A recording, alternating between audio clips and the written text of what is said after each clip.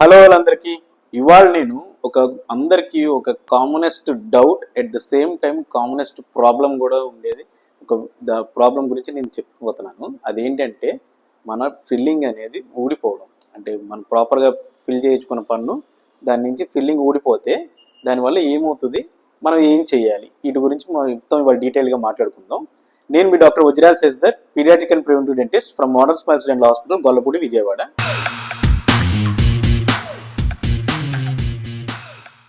So fillings అనేవి ఎప్పుడు ఊడిపోతాయి అంటే మనం కామన్గా ఏదైనా ఫుడ్స్ ఏమైనా తీసుకుంటున్నప్పుడు, లేదంటే హార్డ్ ఆబ్జెక్ట్స్ ఏదైనా చూజ్ చేస్తున్నప్పుడు కామన్గా ఊడిపోతుంటాయి. సో అలా ఊడిపోయిన వెంటనే ఏం చేయాలి, దాన్ని మనం ఎటువంటి మెజర్మెంట్స్ తీసుకోవాలి, ఎట్లాంటి మెజర్స్ తీసుకుంటే మనకి అది ఖచ్చితంగా మళ్ళీ మనం ఇన్ఫెక్షన్ బారిన పడకుండా ఉంటాం అనేది వీడియో ఎండ్ వరకు చెక్ చేసేయండి. సో ఫిల్లింగ్స్ అనేవి ఎందుకని ఊడిపోతాయి, మనం ఏదైనా ఓకే కంటిన్యూ చేసేనా. ఫిల్లింగ్స్ అనేవి ఎందుకు ఊడిపోతాయి?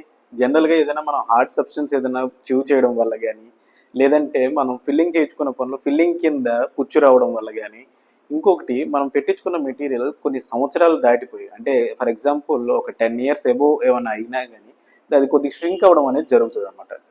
వాటితో పాటు ఇంకొక మెయిన్ ఏంటంటే మీ పంటికి ఆ ఫిల్లింగ్ అనేది ప్రాపర్గా అతుక్కోకపోయినా సరే మీకు మళ్ళీ ఫిల్లింగ్ ఊడిపోవడానికి ఎక్కువ ఛాన్సెస్ ఉంటాయి.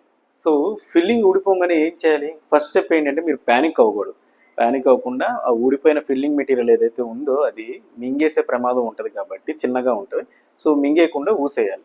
నెక్స్ట్ థింగ్ ఏంటంటే వెంటనే మీరు ఆ ఫిల్లింగ్ ఊడిపోయిన దగ్గర నోట్లో నీళ్లు పోసుకొని నీట్గా పుక్లించి ఊసేసి అటువైపు ఫుడ్ తినడం అనేది అవాయిడ్ చేయాలి. వీటి అన్నిటి తర్వాత మీరు తీసుకోవాల్సిన మోస్ట్ ఇంపార్టెంట్ స్టెప్ వెంటనే డెంటిస్ట్ని విజిట్ చేయడం.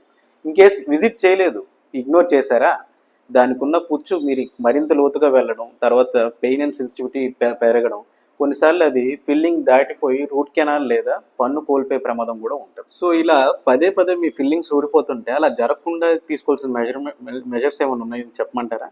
అయితే చెప్తున్నాను, వీటిని జాగ్రత్తగా వినండి.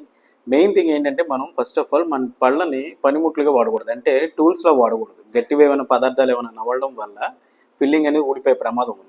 రెండోది, ఎప్పుడైనా సరే మీరు రెగ్యులర్ డెంటల్ చెకప్స్ ఉంటే కనుక, అంటే ఎవ్రీ 6 monthsకి విజిట్ చేస్తే కనుక ఫిల్లింగ్స్ అనేవి ఏమైనా అరిగిపోయినా లేదంటే అవి ఏమైనా షింక్ అయిపోయినా సరే వాటిని మళ్ళీ మనం తిరిగి రీఫిల్ చేయించుకోవడం ద్వారా మీ ఏదైతే పన్ను తీయించుకోవడం కానీ రూట్ కెనాల్ ట్రీట్మెంట్ అవి మ్యాక్సిమం అవాయిడ్ చేయొచ్చు.